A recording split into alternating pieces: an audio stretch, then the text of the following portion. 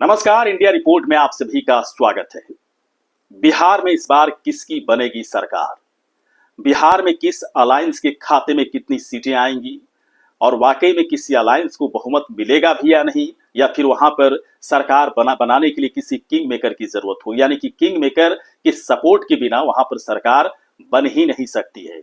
इस तरह की बातें बिहार की चुनावी फिजा में हर लोगों के जहन में इस वक्त कौन रहा है। तो इंडिया रिपोर्ट की तरफ से एक बड़ी जिम्मेदारी निभाई गई। 25 अगस्त से लेकर 4 सितंबर के बीच इंडिया रिपोर्ट की टीम की तरफ से हजारों लोगों से बातचीत की गई है, टेलीफोन पर बातचीत की गई है, जानकारों से बातचीत की गई है, और जो चीजें निकलकर सामने आ रही है, यानी कि जो आप जनता का जो रुझान है, वोटर्स का जो रुझान है, उसे सीटों में जब कन्वर्ट करने की कोशिश की गई तो नतीजा बहुत ही चौंकाने वाला है। बहुत ही गेम पूरी तरह से बदलता दिख रहा है। वहां का सियासी भूगोल, चुनावी भूगोल पूरी तरह से बदलता हुआ दिख रहा है। किसके खाते में कितनी सीटें आ रही हैं, किस अलायंस के खाते में कितनी सीटें आ रही हैं, वो सब कुछ इस सर्वे के नतीजे में आपको दिखेगा। सबसे बड़ा सर्वे इंडिया रिपोर्ट की तरफ से किया गया है और हजारों लोगों से बातचीत करने के बाद इसे तैयार किया गया। सबसे पहले महागठबंधन की बात करें, यानी इंडिया ब्लॉक की बात करें, जिसमें आरजेडी, कांग्रेस, वाम दलों की कई पार्टियां, साथ ही साथ वीआईपी इस बार इसके साथ है, उसके खाते में कितनी सीटें आ रही हैं और इस अलायंस को कुल कितनी सीटें आ रही हैं। तो बहुत ही आप जल्दी से देख लेते हैं। अगर आरजेडी के खाते की बात करें तो 53 सीटें, कांग्रेस के खाते में 15 सीटें, वाम दलों के खाते में 13 सीटें और वीआईपी के खाते में मात्र 3 सीटें आ रही हैं। जी हां, आरजेडी को पिछले चुनाव में जहां 75 सीटें मिली थी, इस बार मात्र 53 सीटें मिल रही हैं और करीब 22 सीटों का नुकसान होता दिख रहा है।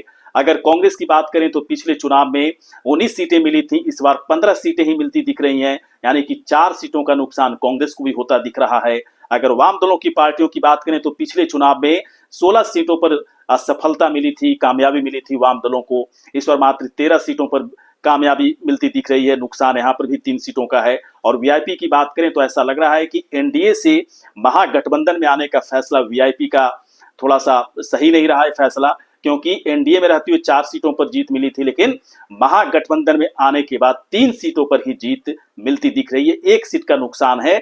और अगर महागठबंधन यानी कि इंडिया ब्लॉक अलायंस के कुल सीटों की बात करें तो 84 सीटों पर, यानी कि 243 में से 84 सीटों पर जीत मिलती दिख रही है। ये जो नतीजा है, लोगों से बातचीत करने के बाद जो उनका रुझान है पार्टियों के प्रति, नेताओं के प्रति, उसके आधार पर सीटों को कन्वर्ट करने की कोशिश की गई है।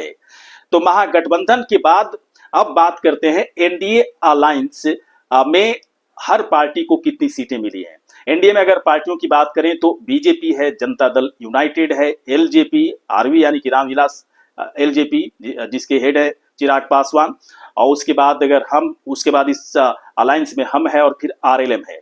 और बहुत ही जल्दी से देख लेते हैं किसके खाते में कितनी सीटें आ रही हैं। बीजेपी के खाते में 55 सीटें, जनता दल यूनाइटेड के खाते में 30 सीटें, एलजेपी की बात करें तो 22 सीटें एलजेपी जीतने में कामयाब होती दिख रही है। हम की बात करें तो 2 सीटों पर जीत मिलेगी और आरएलएम को मात्र 1 सीट से संतोष करना पड़ेगा। या अगर पिछले चुनाव की बात करें तो बीजेपी को 74 सीटों पर जीत मिली थी, इस बार 19 सीटों का नुकसान होता दिख रहा है और मात्र 55 सीटों पर जीत मिलती दिख रही है। और वहीं जनता दल यूनाइटेड को पिछली बार 43 सीटों पर जीत मिली थी, इस बार 30 सीटें मिल रही हैं, यानी कि 13 सीटों का नुकसान होता दिख रहा है। एलजेपी पिछले बार एनडीए में नहीं थी और इस बार जितनी भी सीटें एलजेपी को दी जाएगी, अगर 35 से 40 सीटें दी जाएगी तो 22 सीटों पर भी जीत मिलती दिख रही है एलजेपी को। अगर हम की बात करें तो पिछले बार 4 सीटों पर जीत मिली थी, इस बार 2 सीटों पर सिमट कर रह जाएंगे, 2 सीटों का नुकसान हो रहा है। और आरएलएम पहली बार इस बार एनडीए में है, लेकिन 1 सीटों पर जीत मिलती दिख रही है आरएलएम को। ऐसे दावे बहुत बड़े बड़े किए जा रहे थे अलग अलग पार्टियों की तरफ से कि उसे इतनी सीटें मिलेंगी और इतनी सीटों पर जीत उसकी पक्की होनी है। लेकिन एनडीए में टोटल अगर संख्या की बात करें तो 110 सीटें मिलती दिख रही हैं एनडीए को। महागठबंधन को जहां 84 सीटें, वहीं एनडीए अलायंस को 110 सीटों पर जीत मिलती दिख रही है। और दोनों ही अलायंस को इस वक्त बहुमत मिलता नहीं दिख रहा है। बहुमत के लिए 243 में 122 सीटें बिहार में चाहिए, उसी की सरकार बनेगी। और दोनों अलायंस को इस वक्त जो 25 अगस्त से 4 सितंबर के बीच के डेटा के आधार पर बात करें तो बहुमत मिलता नहीं दिख रहा है। और अब बात करते हैं AIMIM के बारे में कि उसे इस बार कितनी सीटें मिलती दिख रही हैं। पिछले चुनाव की बात करें तो AIMIM को 5 सीटों पर जीत मिली थी, लेकिन इस बार 2 सीटों का इजाफा होता दिख रहा है और 7 सीटों पर AIMIM को जीत मिल सकती है, यानी कि 2 सीटों का मुनाफा है। और समझ सकते हैं कि आरजेडी को अगर सीटों की संख्या कम हुई है तो कितना बड़ा खेल हुआ है। मुस्लिम वोटर्स की तरफ से एक बड़ा खेल किया गया, ज्यादा से ज्यादा संख्या में मुस्लिमों की तरफ से वोट देने की कोशिश होगी AIMIM के उम्मीदवारों को, और इसी वजह से उनकी सीटों की संख्या बढ़ती दिख रही है और आरजेडी की सीटों की संख्या घटती दिख रही है। चलिए अब बात करते हैं जनसुराज की। जनसुराज जो सबसे मतलब कह सकते हैं कि किंग मेकर की भूमिका में पार्टी उभरती हुई दिख रही है और 40 सीटों पर जीत मिलती जनसुराज को दिख रही है। समझ सकते हैं जो दावे किए जा रहे हैं प्रशांत किशोर की तरफ से कि हमारी सीट, हमारी पार्टी इस बार ठीक ठाक ही नहीं बल्कि बहुत ही बेहतरीन सीटों पर जीत दर्ज करेगी और 40 सीटों पर जीत दर्ज करती जनसुराज दिख रही है। यानी कि किंग मेकर की भूमिका में इस वक्त अगर कोई बिहार में हमारे सर्वे जो नतीजे आ रहे हैं, किंग मेकर की भूमिका में कोई दिखेगा तो वो है जनसुराज के संस्थापक, जनसुराज के प्रमुख चीफ प्रशांत किशोर। उनकी पार्टी को 40 सीटों पर जीत मिलती दिख रही है। अब एक बार फिर से हम आपको बता दें कि एनडीए के खाते में 110 सीटें, महागठबंधन के खाते में मात्र 84 सीटें, AIMIM के खाते में 7 सीटें और जनसुराज के खाते में 40 सीटें इस हमारे सर्वे के नतीजे में आ रहे हैं और दो सीटों पर अन्य यानी कि निर्दलीय हो सकता है कि जीत सकते हैं। कुल 243 का हिसाब हो गया, लेकिन बहुमत चाहिए 122 और 122 बहुमत किसी को मिलता नहीं दिख रहा है। तो कैसे बनेगी सरकार? अगर एनडीए सरकार बनाना चाहेगी, जो हमारे इस रिपोर्ट में जो चीजें सामने आ रही है, जो अनुमान के आधार पे हैं सारी चीजें हैं, जो हमारे जो चीजें निकलकर सामने आ रही है उसके मुताबिक जनसुराज के सपोर्ट से एनडीए की सरकार बनेगी। उस हालत में अगर दोनों पार्टियों की अगर सीटों की संख्या मिला दिया जाए तो 110 सीटें एनडीए की और 40 सीटें जनसुराज की होती है, यानी कि 150 सीटें अगर दोनों के समर्थन सरकार बनती है तो 150 सीटें आराम से मिल जाएगी और 122 से अगर इस संख्या को देखें तो बहुत ही अधिक संख्या है। यानी कि एनडीए की अगर सरकार बनती है किंग मेकर की भूमिका में, अगर तैयार हो जाते हैं प्रशांत किशोर तो एनडीए को यदि सपोर्ट करते हैं तो एनडीए की सरकार इसी लिहाज से बनेगी।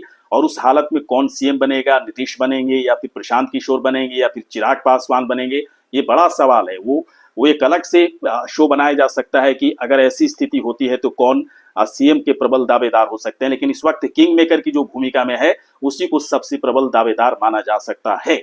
लेकिन अगर प्रशांत किशोर को लगता है कि हम एनडीए को सपोर्ट नहीं करेंगे, हम महागठबंधन को सपोर्ट करेंगे, तो महागठबंधन को सपोर्ट करने के बाद भी महागठबंधन की वहां पर सरकार इनके सपोर्ट से बन सकती है। दोनों सीटों को अगर मिला दिया जाए तो 84 और प्लस 40 जो दोनों को मिलाने के बाद 124 सीटें होती है, यानी कि 2 सीटें अधिक मिल रही हैं और बहुमत से 2 सीटें ज्यादा हैं। इस केस में फिर यहाँ पर भी यही सवाल उठेगा कि कौन सीएम बनेगा, तेजस्वी बनेंगे या फिर राहुल गांधी की तरफ से किसी नाम को नामित किया जाएगा। लेकिन किंग मेकर की भूमिका में यहाँ पर प्रशांत किशोर हैं तो यहाँ पर भी प्रबल दावेदार माने जा रहे हैं।